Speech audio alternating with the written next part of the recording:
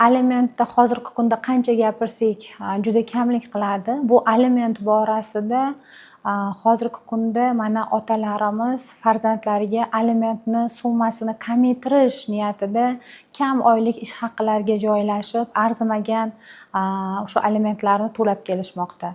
Bu to'laydigan shu 300 ming, 500 ming alimentlarga albatta farzand boqib bo'lmaydi.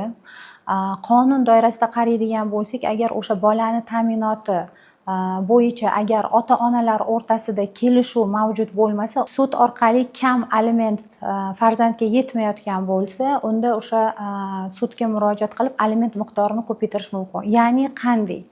Farzandni o'sha qo'shimcha mashg'ulotlari, u maktabgacha ta'lim bo'ladimi, yo ularni qanaqadir bir mashg'ulotlari bo'ladimi, yo sog'lig'i bo'ladimi?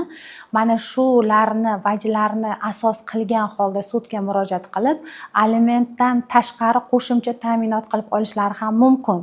Ya'ni o'sha alimentni summasi yetmaydigan bo'lsa, o'sha narsalarni vaj qilgan holda qo'shimcha bolani ta'minoti uchun pul undirish mumkin.